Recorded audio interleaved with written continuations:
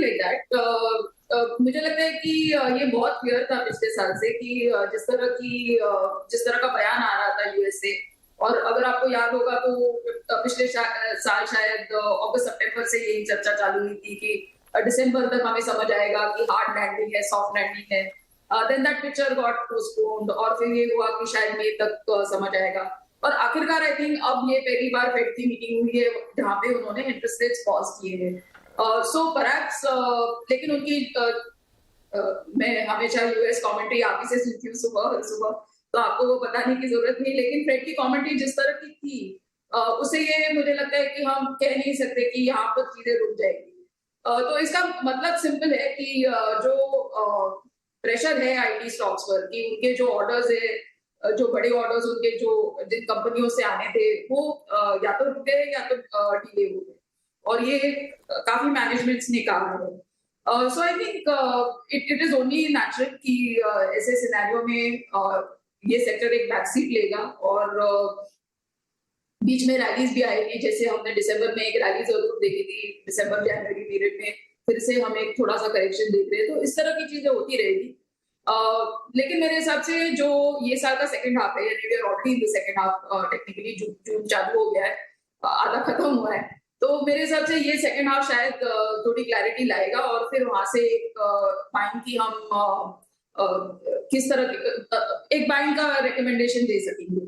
लेकिन it's too early I think, मेरे हिसाब से वो पहले साइंस आना जरूरी है। शायद ये क्वार्टर की अर्निंग्स में अगर कमेंट्री में इस तरह की बातें करते जो दिग्गज आईटी कंपनीज है कि things are improving for them, तो मेरे हिसाब से हम बाई की राय बना सकते हैं, but I think it will be perhaps another 2-3 months away, एक हाथ क्वार्टर और शायद रुकना पड़े। तो I am not negative on IT, because मुझे लगता है कि एक जिस तरह की वो सर्विसेज ऑफर करते हैं और जिस तरह से दुनिया अभी पॉइज्ड है, जिस तरह के प्रेशर्स है, उनमें आईटी सॉल्यूशंस एक ज्यादा कंपनीज एक्सेप्ट करेंगी, और उनमें इंडियन आईटी का एक अहम रोल रहेगा।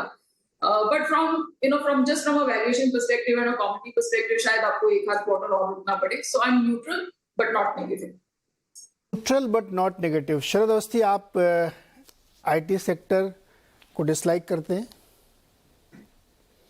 नहीं, मुझे तो बहुत पसंद है, बल्कि इवैल्यूएशन पे मुझे लगता है कि ज्यादातर रिस्क फैक्टर्ड इन है, और अगले 6 महीनों में जो हद से ज्यादा डर है यूएस के रिसेशन का वो ग्रेजुअली कम हो जाएगा, क्योंकि हमारा ये मानना है कि लार्जली एक टेक्निकल रिसेशन है, और 6-8 महीनों में जैसे रीबेसिंग का इफेक्ट होता है तो वापस एक नेगेटिव बेस पे वहां से जीडीपी ग्रोथ भी पॉजिटिव दिखने लगेगी। अनलेस और अनटिल आप ये मानते हैं कि ये रिसेशन प्रोलॉन्ग रह सकता है, जो मुझे डाउट है, क्योंकि वैसे भी वो नेसेंट ग्रोथ है 1-2% वहां के इकोनॉमीज में, यूएस में, यूरोप में। अनलेस और अनटिल रशिया यूक्रेन टेंशन कुछ अलग लेवल पे ब्लो आउट कर जाता है, या चाइना के संग टेंशन कुछ अलग लेवल पे ब्लो आउट कर जाती है, या कि लास्ट वीक में जो कमेंट्री आई है चाइना और यूएस की तरफ से वो काफी अच्छी है, तो लग तो नहीं रहा कि यूएस कोई कन्फ्रंटेशन के मूड में है चाइना के संग। और रशिया यूक्रेन वाला चैलेंज है वो कैसे प्लेस आउट होता है, बट मेरे हिसाब से जो उसके लिए लॉजिस्टिकल एडजस्टमेंट्स होनी थी ग्लोबली वो ऑलरेडी हो गई हैं। चिप्स में जो शिफ्टिंग होनी थी वो भी हो गई है, और ग्रेजुअली जैसे जैसे ये रिसेशन का डर थोड़ा सा कम होता है, अगर हम इतनी दूर बैठ के यूएस के रिसेशन से इतना घबरा रहे हैं तो ऑन द ग्राउंड वहां की कंपनीज का थोड़ा नर्वस होना बिल्कुल लाजमी है। बट मुझे लगता है अगले 3 से 6 महीनों में ये भी काफी हद तक प्ले आउट कर जाएगा। जैसे एक टाइम पे हम लोग रेजिग्नेशंस को लेके बहुत वरीड थे, वो कम हो गया है। अभी मुझे लगता है अगले 3 से 6 महीनों में यूएस रिसेशन का भी ये जो डर वाला माहौल है ये काफी हद तक कम हो जाएगा, और जैसे जैसे ये कम होता है आपको बहुत स्ट्रॉन्ग रिकवरी दिखनी चाहिए। ज्यादातर स्टॉक्स में मैं ये उम्मीद कर रहा हूँ कि काफी स्ट्रॉन्ग री रेटिंग फॉरवर्ड नंबर्स में 1 साल फॉरवर्ड, 2 साल फॉरवर्ड में आपको देखने मिलना चाहिए। कंसल्टिंग में जिस टाइप का फोकस ये लोग कर रहे हैं वो लॉन्ग टर्म में काफी पॉजिटिव होना चाहिए। 5G के जैसे जैसे यूजर केसेस डेवलप होते हैं, मेटावर्स होता है, ये सब पॉजिटिव होना चाहिए। ज्यादातर आईटी कंपनीज आप अगर देखें तो पिछले 10-12 साल में हमेशा हम एक लैग के साथ इंटरनेशनल पीयर्स को कैचअप करते थे, बट आज के दिन इंडिया की ज्यादातर आईटी कंपनीज को अगर आप देखें तो ज्यादातर खर्च वो उनके साथ या उसी स्केल पे कर रहे हैं, उनके साथ साथ उसी टाइम पे। तो मुझे लगता है जो फर्स्ट मूवर एडवांटेज पहले उनको मिलता था वहां भी इंडिया कम्पीट करेगा। तो ऑन बैलेंस मुझे लगता है मैनेजमेंट कंसल्टेंसी एक बड़ा विंग होना चाहिए, प्लस आपका 5G की वजह से जो नए यूजर केसेस, मेटावर्स, इस टाइप की जो अपॉर्चुनिटीज निकल के आती हैं वो काफी बड़ी होनी चाहिए। एसएमई सेगमेंट इंडिया में काफी बड़ा होना चाहिए, एडॉप्शन काफी स्ट्रांग होनी चाहिए आने वाले समय में। तो आईटी पे मेरा व्यू तो काफी पॉजिटिव है। मुझे लगता है ज्यादातर स्टॉक्स में आपकी उम्मीद करके चल सकते हैं कि सिर्फ मल्टीपल री रेटिंग यहाँ से उनको लगभग 15-20% की अपसाइड तो प्रोवाइड कर ही देंगी। उसके बियॉन्ड जो अर्निंग्स ग्रोथ में री रेटिंग आती है। तो शरद ये बताइए कि वॉरेन बुफे बाबा कहते हैं कि जिस सेक्टर को लोग इग्नोर करें, जिससे फियरफुल हो, उसमें खरीदारी कर लेनी चाहिए। फिर जो नए ज़माने के मार्केट एक्सपर्ट हैं वो लोग कहते हैं कि मार्केट आगे 6 महीने देख के चलता है, तो यहाँ से अगर 2 क्वार्टर आगे देख के मार्केट चल रहा है तो फिर आईटी खरीद लेना चाहिए। बिल्कुल खरीदना चाहिए, बट मार्केट इम्परफेक्ट है ना, हमेशा परफेक्ट तो नहीं होता है। तो कभी हम थोड़ा एडवांस में जो चीजें सोचते हैं वो नहीं होती, हम एग्जैगरेट कर देते हैं अपसाइड में, और डाउन साइड में हम थोड़ा ज्यादा डर जाते हैं। तो दोनों चीजें बाजार करता है। ओके, तो ये है।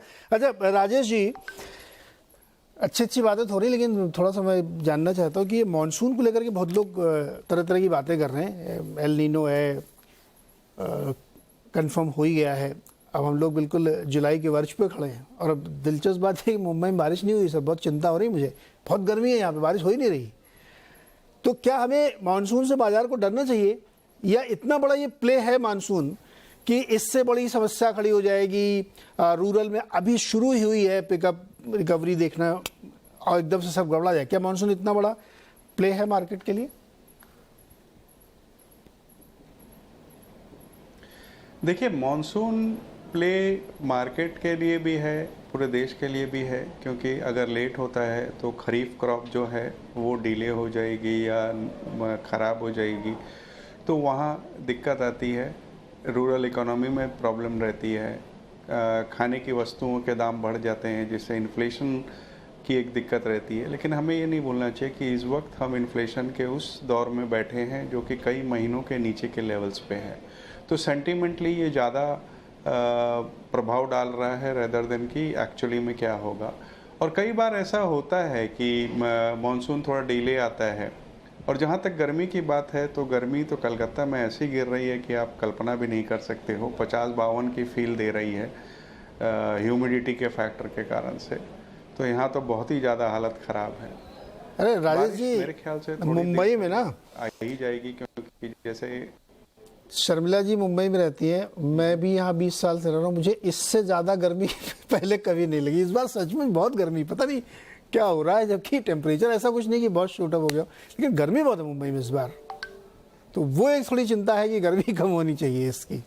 जी कंटिन्यू करें। एक्चुअली वही मैं बोलना चाह रहा था कि कलकत्ता में वही हाल है कि ऐसी गर्मी मैंने कभी नहीं देखी टाइप्स। तो वही है, गर्मी हर जगह पड़ रही है। कई कारण हैं इसके, ग्लोबल वार्मिंग कह लीजिए, या पेड़ को कटना कह लीजिए, प्लास्टिक पॉल्यूशन कह लीजिए, कई चीज़ें हैं। तो गर्मी हर साल बढ़ती जा रही है। बारिश मेरे ख्याल से थोड़ी सी डिले है, लेकिन आसार ऐसे हैं कि ठीक ठाक हो जाएगी। और ये जो लेट मॉनसून का एक सेंटिमेंटल फैक्टर बाजार में पड़ता है, वो अपनी जगह बना हुआ है। अदरवाइज मुझे नहीं लगता कि उसे बहुत बड़ा कोई फैक्टर बनने वाला है। मानस जी, क्या चार्ट में ऐसे कुछ ट्रिगर्स होते हैं जिससे पानी बरसने का भी उसमें पता लगे?